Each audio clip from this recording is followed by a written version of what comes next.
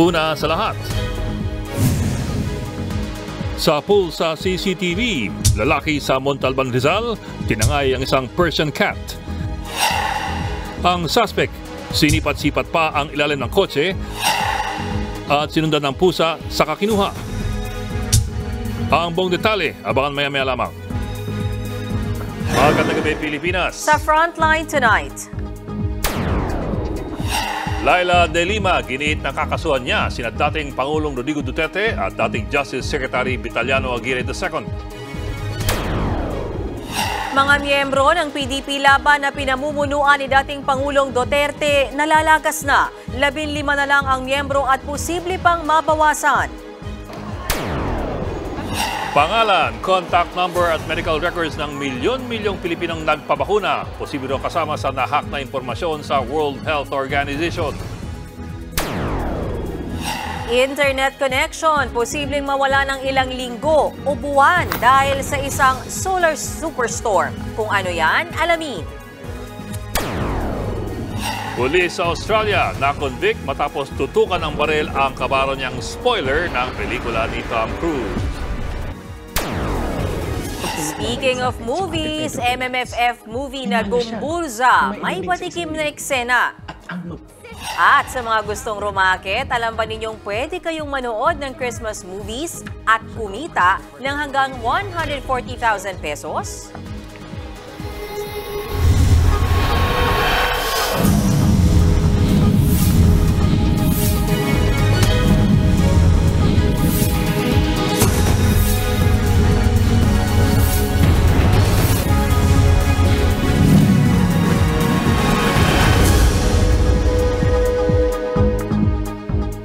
Kakasuhan ni dating Senadora Laila De Lima, sina dating Pangulong Rodrigo Duterte at dating Justice Secretary Vitaliano Aguirre II na anya'y nasa likod ng kanyang pagkakulong.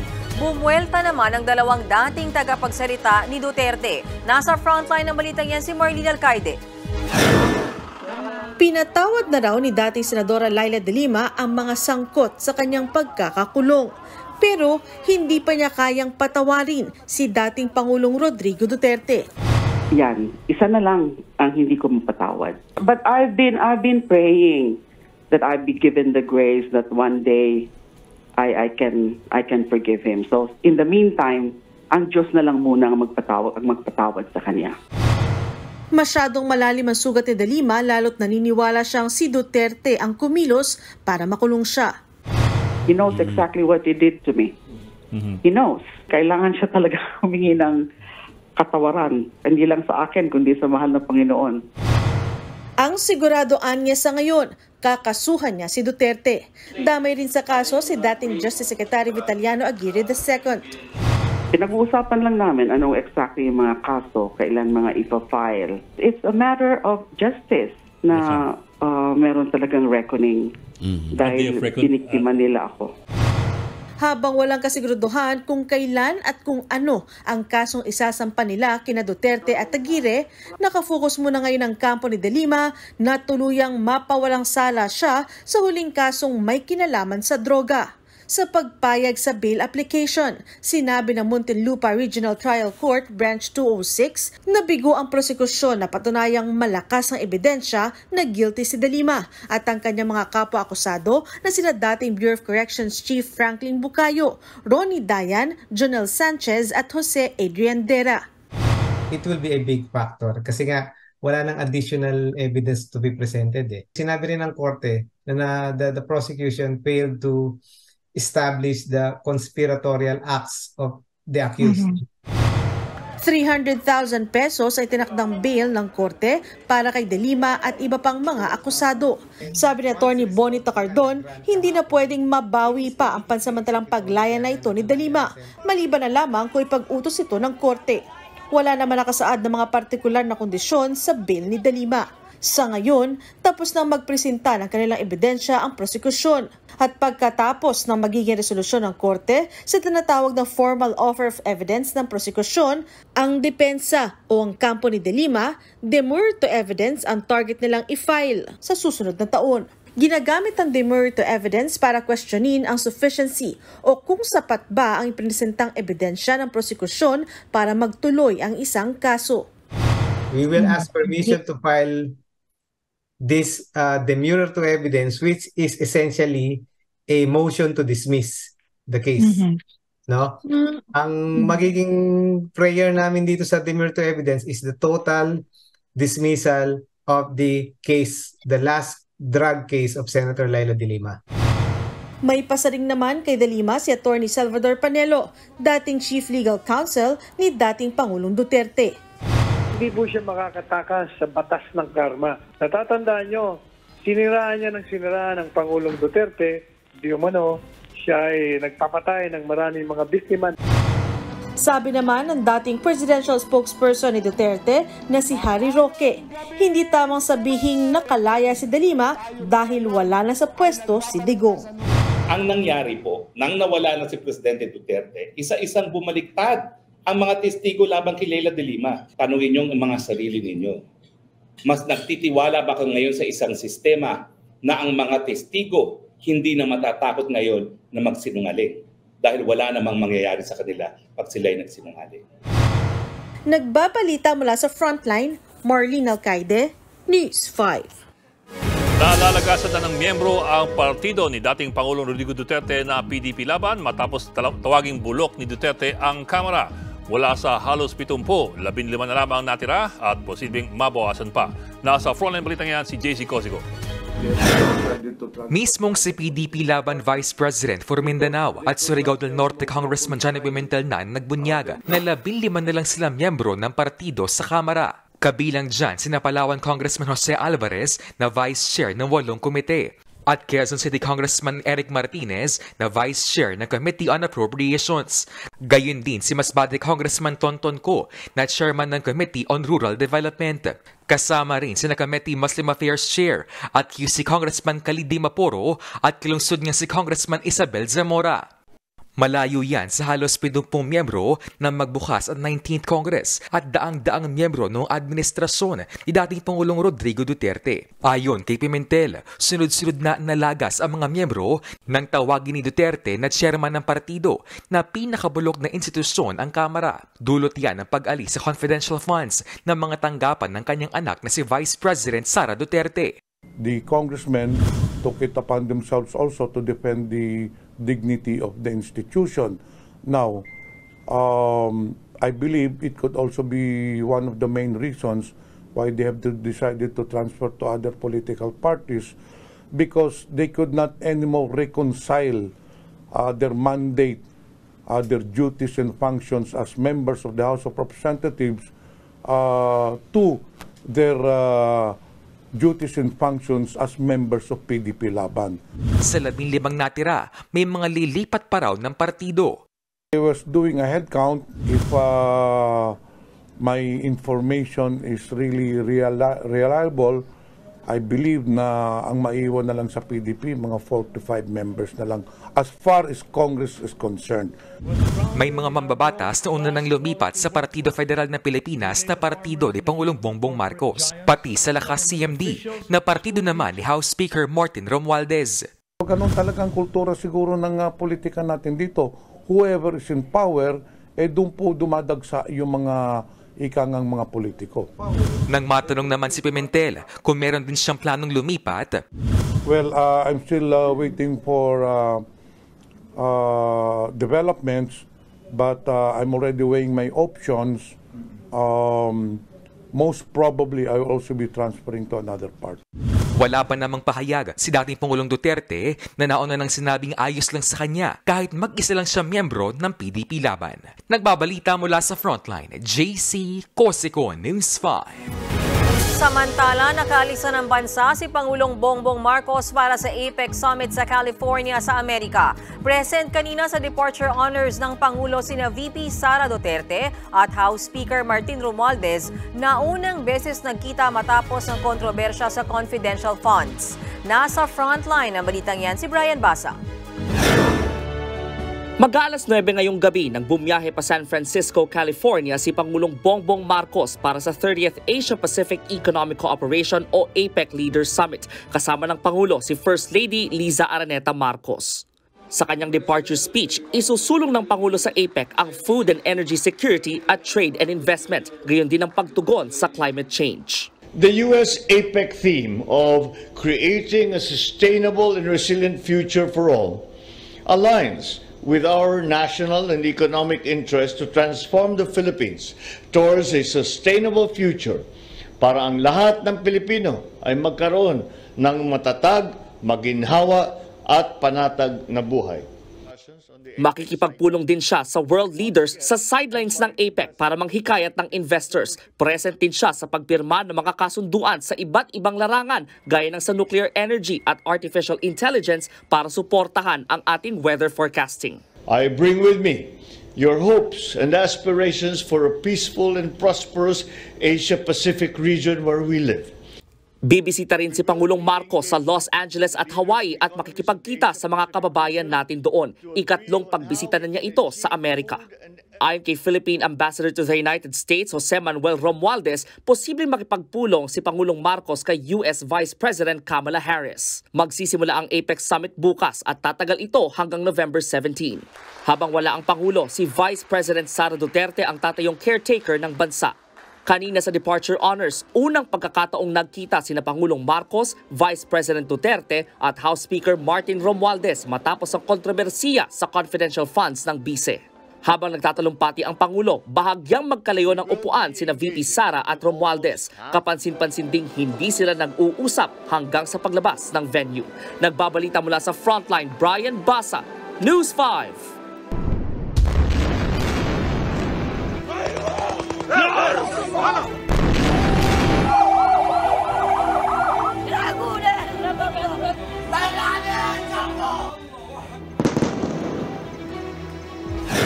Baka kawalan doon ng Hamas ang 70 hostage kapalit ng 5 araw na tigil putukan.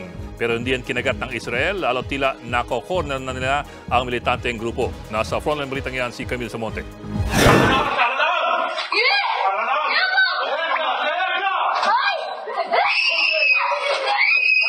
Sa pool sa video ang pag-aresto ng Israeli Defense Forces sa Palestinong ito sa West Bank. Pilit pinadapa ang lalaking yan na walang kalaban-laban. Ilang beses din siyang tinadyakan ng mga sundalo.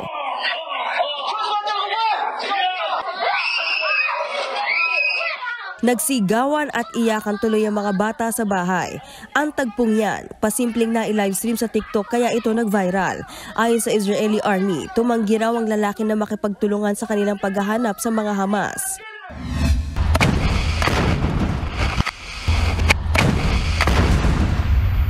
Naglabas naman ng bagong video ang Hamas ng kanilang bakbakan sa mga tropa ng Israel. Target nila ang mga sasakyan ng Israel. Hindi naman nagtitinag ang Israel na tuloy ang pag-abante sa loob ng Gaza Strip. Inuuna nilang pasabugin ng mga lugar na pinagtataguan umano ng Hamas. Nadiskubre rin nila ang mga itinatago nitong armas. Pero hindi sa Gaza City, kundi sa ilalim ng dagat, malapit lang sa Gaza Strip. Sa day 39 ng gyera, mukhang gusto na rin ng tigil putukan ng militanteng Hamas. Alok pa nila sa Israel hanggang 70 hostages ang pakakawalan nila, kapalit ng 5 araw na truce. Sa ilalim ng truce, may ceasefire at papayagan ang pagpasok ng ayuda sa buong Gaza Strip. Pero matigas ang Israel, lalo't may nakita silang senyales na itinago ang mga bihag sa Gaza Hospital na may underground na kuta ang Hamas. These are explosives. These are vests with explosives. Yeah, it's a body vest for terrorists to explode on forces, among hospitals, among patients. Inililikas na ang ilang pasyente sa ibang ospital. Nakikipagpatintero kasi sila sa mga bala at bomba ng Israel at Hamas. Bunsod nito, giniiti US President Joe Biden na dapat protektahan ng mga ospital. The Israelis also, there is an effort to take this pause to deal with the release of prisoners. And that's being negotiated as well with the Qataris are engaged, and so I remain somewhat hopeful. But the hospital must be protected. Si Indonesian President Joko Widodo, pinilit din si Biden na itodo pa ang pakikipagdegosasyon para matigil na ang gyera. Kailangan na raw ito dahil marami na ang namamatay. Hindi lang sa Gaza, kundi pati sa Lebanon kung nasaan ang Hezbollah. sa West Bank at pati sa Syria. Dito naman sa Pilipinas, nagkagirian na rin sa tapat ng US Embassy sa Maynila ang mga relisang pro-Palestine at mga pulis. Nagbabalita mula sa Frontline, Camille Samonte, News 5. Hindi sinagot ng nililigawan kaya namaril ang isang lalaki sa Tuguegarao City. Nangyari yan sa loob mismo ng kanilang universidad. Nasa Frontline na balitang yan si Justine Punsalang. Duguan ng babaeng estudyanteng ito ng datna ng mga otoridad sa parking lot ng St. Paul University Philippines, Tuguegarao City sa Cagayan. May tama pala ng bala sa leeg ang third-year medical technology student na si Althea Vivian Mendoza. Ang bumaril sa kanya, isa ring third-year medtech student na kinilalang si Christian Paul Ramos, 20 anyos. Ayon sa security guard at librarian ng universidad, nakarinig sila ng sigaw mula sa parking lot. Doon nila nakitang sinaktan ni Ramos si Mendoza sa loob ng sasakyan. Tinutukan daw ng baril ng lalaki ang librarian at gwardya at nagbantang huwag mangialam. Sa takot, umatras ang dalawa. Doon na binaril ng sospek ang biktima. Agad tumakas si Ramos. Naiwan sa crime scene ng isang basyo ng kalibre 45 na baril. Kinagabihan, mismo ang ama ni Ramos ang nagsuko sa kanya sa mga pulis. Ayon po sa mga classmates po nung biktima ay nanliligaw daw po yung suspect sa biktima. Hindi po ata nagustuhan yung sagot po ng biktima at doon na po nag-umpisa po yung conflict po nila, sir. Nasa kustudiya na ng Tuguegarao Police ang suspect. Maharap siya sa kasong frustrated murder at paglabag sa election gun ban. Inaalam pa kung kanino galing ang baril na ginamit niya. Sa Facebook page naman ng universidad, tiniyak nito na kontrolado na ang sitwasyon. May malay na ang biktima at nakikipag-ugnayan na sila sa mga otoridad. Iniimbestigahan na rin kung paano nakapagpasok si Ramos ng baril sa loob ng campus. Nagbabalita mula sa Frontline, Justine Punsalang, News 5. Ito pang insidente ng pamamaril, tinambangan ng isang kapitan ng barangay sa Dasmariñas, Cavite. Nasa Frontline balitang yan si Gary De Leon. Bakas pa ang dugo at mga tama ng bala sa patrol vehicle na ito matapos tambangan ng barangay captain at misis nito sa Luz Biminda 1 sa Dasmariñas, Cavite nitong Sabado. Pinagbabaril ng riding in tandem sina Benjamin Marcha at misis na si Loida. Ayon sa mga pulis, pauwi na ang mga biktima para magbagsak ng paninda nilang buko sa talipapa ng tambangan kahit binaril ng malapitan. Swerteng daplis lang ang tinamo ng mag-asawa. May daplis po siya eh. Kasi 2 putok po yun eh. Noong una ay hindi siya tinamaan. Yung pangalawa po, parang pinasok yung baril, parang ganun po.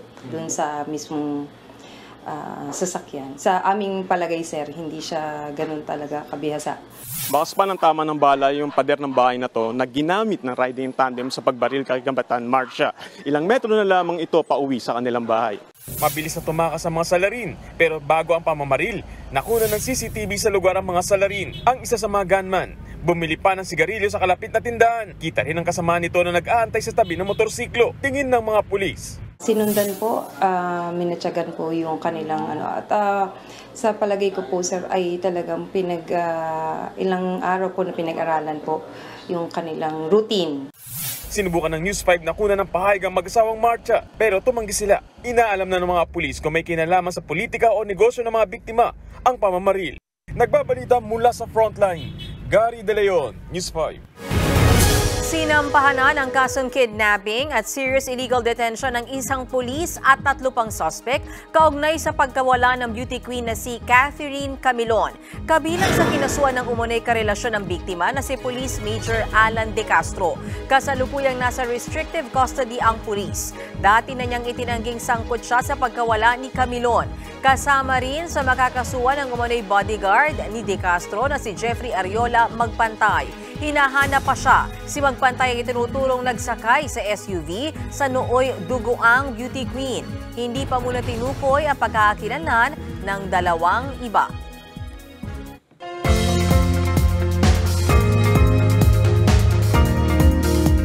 Humina na at naging low pressure area na lamang ang bagyo sa labas ng bansa. Pero posible itong maging isang tropical depression ulit sa mga susunod na araw. Nasa laing 1,575 kilometers silangan ng southeastern Mindanao ang LPA. Paglapit nito sa lupa bilang LPA o ganap ng bagyo, magpapaulan ito sa maraming probinsya. Pero sa ngayon, wala pa itong direktang epekto. Ang amihan at shear line ang magpapaulan hanggang bukas. Kalat-kalat na pagulan ang mararanasan sa malaking bahagi ng Luzon, partikular sa Bicol Region, Cagayan, Calabarzon at Mimaropa. Gayon din sa mga probinsya sa Samar. Magbaon din ng payong ang mga taga-Cordillera Region dahil posible ang mahihinang pagulan. Susunod, pagnanakaw ng pusa sa Montalban, Rizal na hagip ng CCTV. COVID-19 vaccination record ng Pilipinas na kompromiso raw sa nahak na database ng World Health Organization. At pulis sa Australia na-convict matapos tutukan ng barel ang kabarang gustong ikwento ang pelikula ni Tom Cruise. Magbabalik pang Frontline Tonight.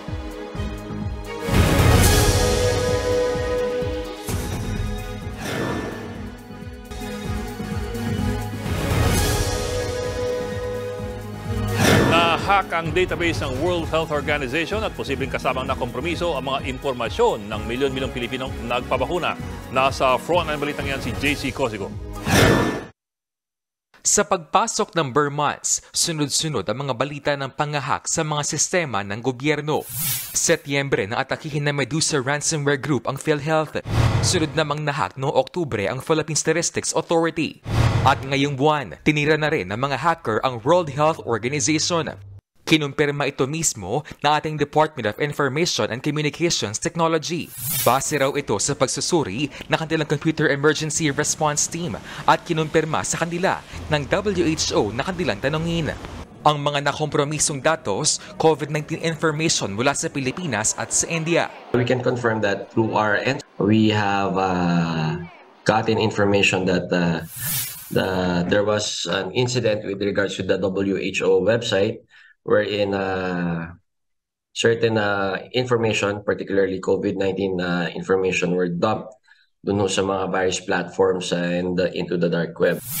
Hindi direktang masabi ni DICT spokesperson Aboy Paraiso kung ano-anong eksaktong impormasyong hawak ng WHO ang nakompromiso.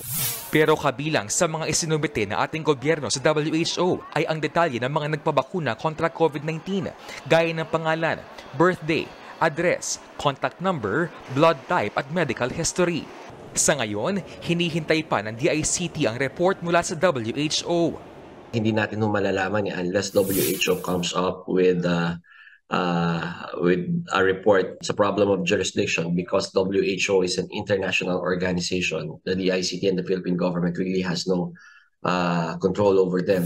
Aabot na sa 80 bilyong Pilipino ang nakakompleto ng full dose ng bakuna kontra COVID-19 mula 2021.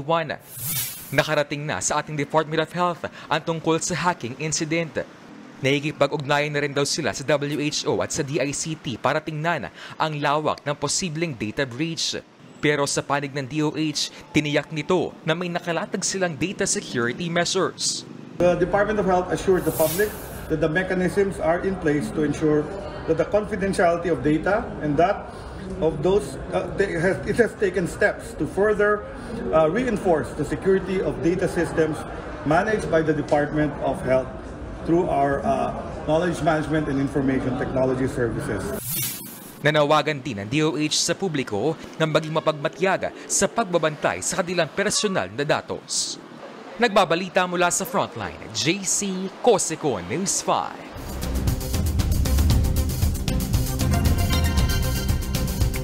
Sa ating Frontline News Abroad, posibleng mawala ng internet ang buong mundo dahil sa posibleng pagtama ng solar superstorm. Ayon sa mga scientists sa Amerika, ang solar superstorm ay nangyayari kapag sobra-sobrang inilalabas na enerhiya ng araw sa pamamagitan ng solar flares. Nakakaapekto ito sa magnetic field ng mundo na pwedeng magpapilay sa ating internet connection. Pwede raw tumagal ng ilang buwan ang pagkawala ng internet, kaya puspusan ang pagtatrabaho ng mga scientists para makagawa ng early warning system. Noong 1859, nagkaroon ng solar storm kung saan napilay ang maraming telegraph system.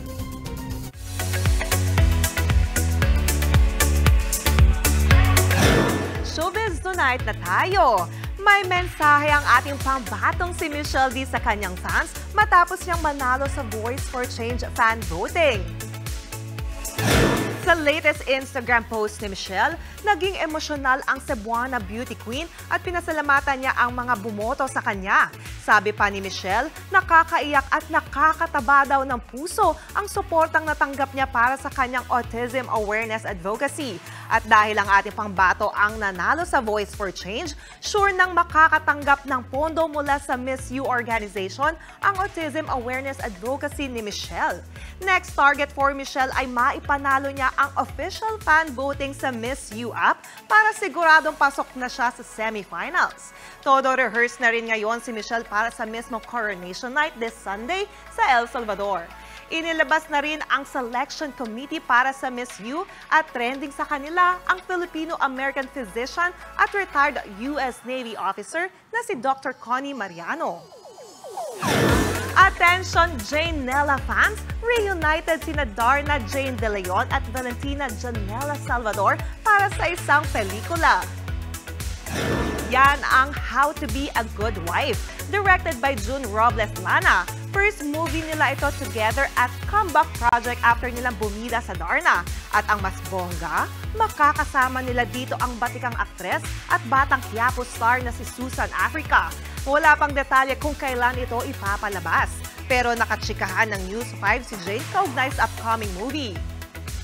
Actually, medyo tricky yung title ng How to Be a Good Wife. Kaya maraming nagko-question kung what's the story behind Tita Rosel Saw Us. And then she said nga na parang gawa tayo ng movie inyong together. So kami, super, why not, diba? Like, nakakatawa lang kasi nung nag-post si Direk Jun Lana, sumabog agad yung Twitter. Patikim pa lang yan sa ating showbiz tonight. Diyan muna kayo mga kapatid. Susunod, sa pool sa video, lalaki tinangay ang isang Persian cat sa Montalban, Rizal. Lalaking lasing daw at nakatulog sa Riles Albay, nagkabali-bali ang binti ng masagasaan ng tren. At kumpanya sa Amerika, hiring ng empleyadong manunood ng Christmas movie sa kababayaran ng halos 140,000 pesos. Tutok lang mga kapatid dito sa Frontline Tonight.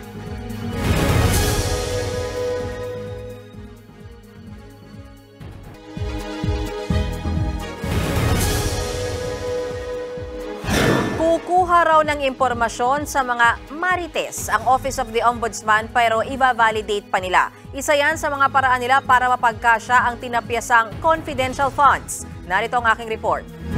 Sponsor of the measure, the distinguished... Wala pang 2 minuto, lumusot na sa debate sa plenaryo ang 5.34 billion pesos na budget ng Office of the Ombudsman. Wala na kasing kahit isang senador na nagtanong sa budget ng ahensya. Nagpasalamat naman si Ombudsman Samuel Martires na hindi na pinahaba pa ang debate para sa alokasyong hinihingi nila.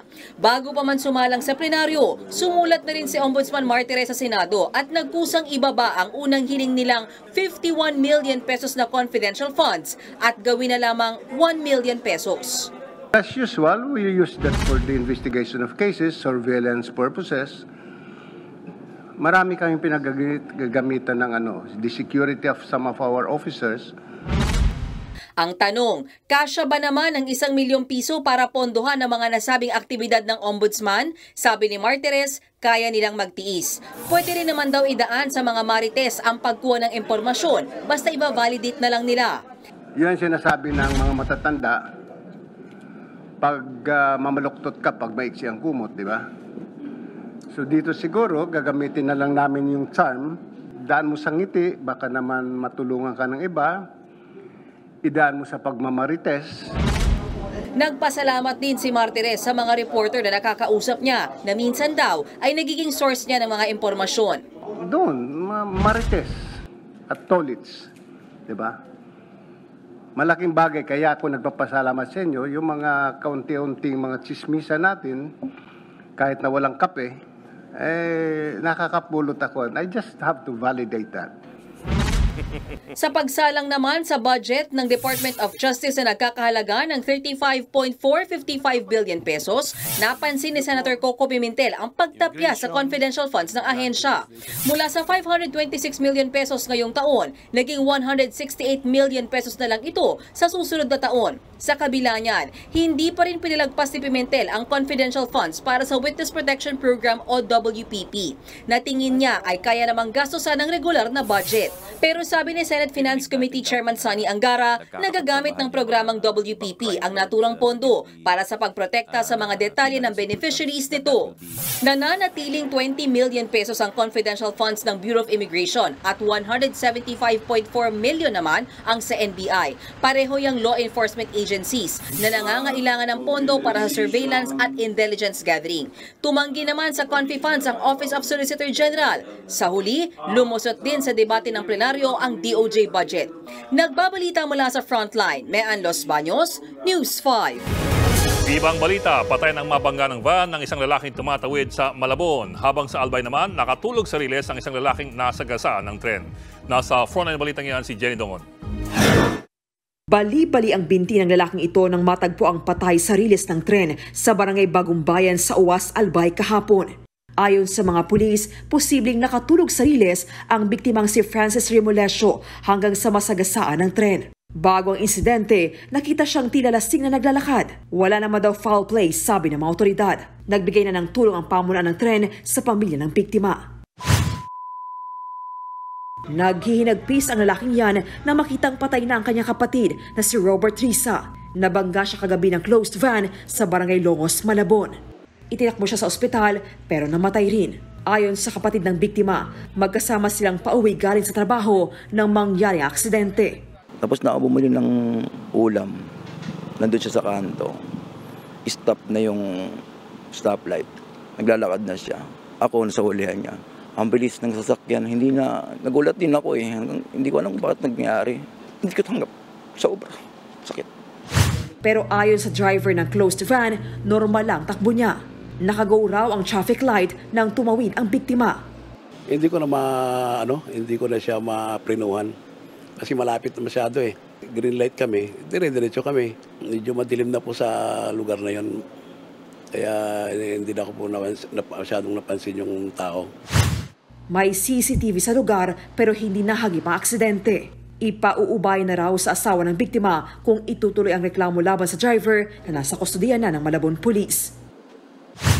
Kuha naman sa dashcam video na ito kahapon ang pag-overtake at pag-counterflow ng isang SUV sa Barangay Lahog, Cebu City. Sakto namang tumawid ang isang babae sa pedestrian lane. Nabundol siya ng SUV.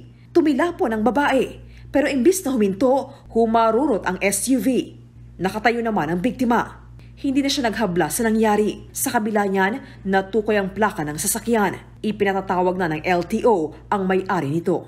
Nagbabalita mula sa Frontline, Jenny Dongon, News 5. Nahagip naman sa video ang pagnanakaw sa isang pusa sa Montalban, Rizal. Sa kuha ng CCTV, tanghali noong linggo sa isang subdivision sa Barangay San Isidro, makikita ang lalaki na sinisilip at tila may inaabot sa ilalim ng nakaparadang kotse. Sa isa pang anggulo, makikitang tila may dinampot ang lalaki. Ayon sa may-ari ng bahay na si Mark Cortez, ang dinampot ay ang kanilang Persian cat na si September. Nasa loob sila ng bahay ng damputin ng pusa na 20 minuto pa lang daw nasa labas. Anumang impormasyon sa lalaking nasa video at sa kinaroroonan ni September ay pagbigay alam lamang sa pamilya Cortez.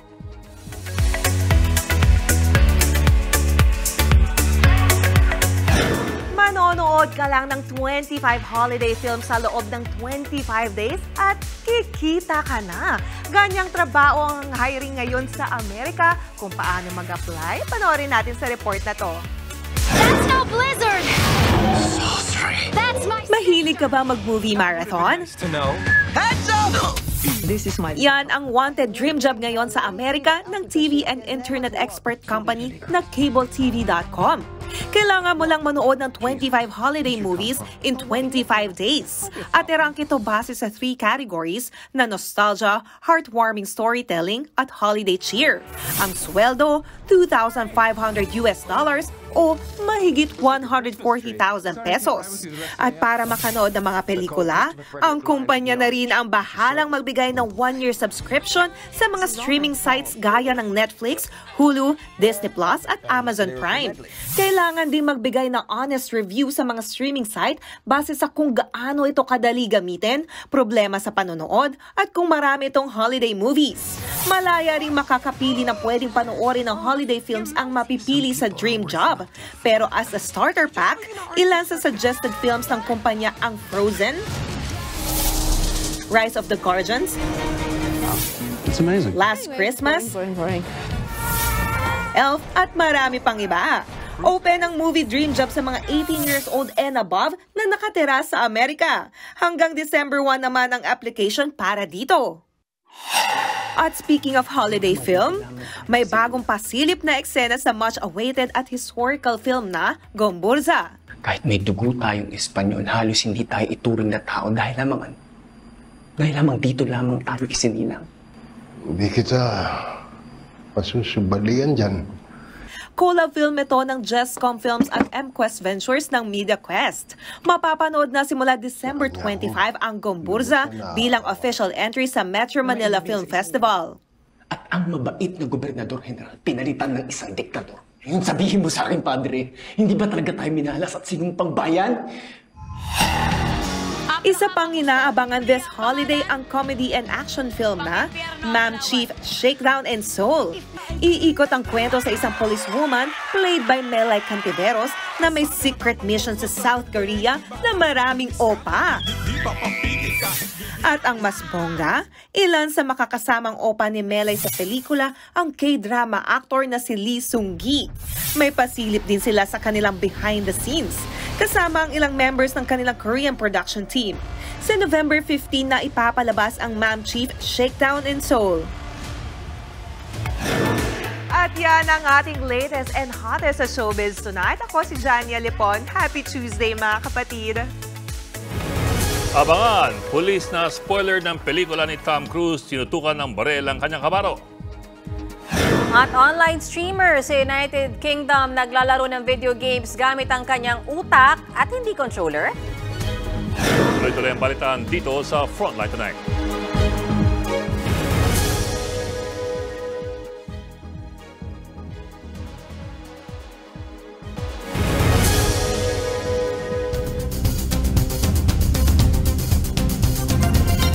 Na-convict ang isang pulis sa Australia matapos niyang tutukan ng baril ang kanyang kabaro. Ang dahilan, muntik na raw i-spoil sa kanya ang pelikula ni Tom Cruise na Top Gun Maverick.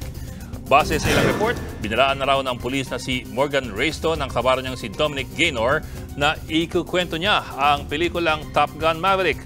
Ang problema, hindi pa raw ito napapanood ni Gaynor kaya't bumunot siya ng baril at tinutok kay Rayston. Pero biruan lamang daw yun. Yun nga lang, hindi na kumbinsi ang korte kaya't sinintensyahan si Gaynor ng 2 taong community correction order at 100 oras na community service. Suspendido rin siya sa trabaho. Nag-resign naman ang tinutukan ng baril matapos ma-depress sa nangyari. Matagumpay naman ang unang test flight ng dekuryente at lumilipad na taxi sa New York sa Amerika. Sinubukan ang air taxi sa downtown Manhattan heliport nitong linggo. Bukod sa piloto, kaya nitong magsakay ng 4 pang pasahero. Kaya nitong makarating sa John F. Kennedy Airport sa New York mula sa Manhattan sa loob lang ng 7 minuto sa bilis na 200 miles per hour.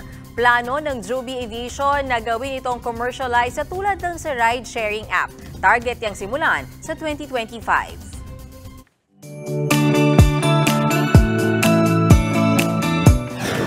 Parang hirap paano pag naglobat yun? Huwag naman. Naisip mo agad yun. Kable, di ba? Huwag ano, pa-charge. Para naman sa ating pabaong pampagod dahil kakaibang trip ang ginagawa ng isang gamer sa United Kingdom. Hindi kasi controller, kundi utak ang gamit niya sa paglalaro.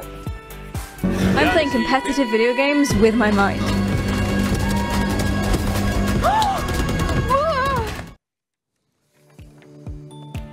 Yan po si Perry. Siya ang gumawa ng brain controller niya na tatawag niyang EEG or electroencephalogram signals. para itong headset na kinakabit sa ulo at nakaka-record ng mga brain signals. Nakokontrol niya rin ang game gamit ang galaw ng mata at ulo. Ini-improve pa raw niya ang EEG controller. Alam mo, okay yan pang exercise. Ha? No. Mata mo lang yung gumagalaw. Pagod na pagod ka naman. Hiyang-hiya naman ako. Diba? Ito, may exercise, di ba? Okay, di ba? Tamang-tama ngayon yun. Nag-recover pa. Nag-recover ka. Pwede. Pero syempre hindi ka papayag. Hindi, tawag ng brain exercise. Yung. O, Johnny, para sa ito mga kapatid, 41 days na lang po, Pasko na. Ganda pa naman ang pagka-green ni Johnny. Parang Christmas tree, di ba? Grabe! Humirit. Na lang Christmas boss. Hindi naman, good yun. At yan po, 45 minutes pag-imayos malagang headlines. Balitan at diskusyon para sa paghubog ng matalinong opinyon. Kami yung kasangka sa balita. Ako po si Mean Los Baños. Ako naman po si Adling Gao. Magandang gabi.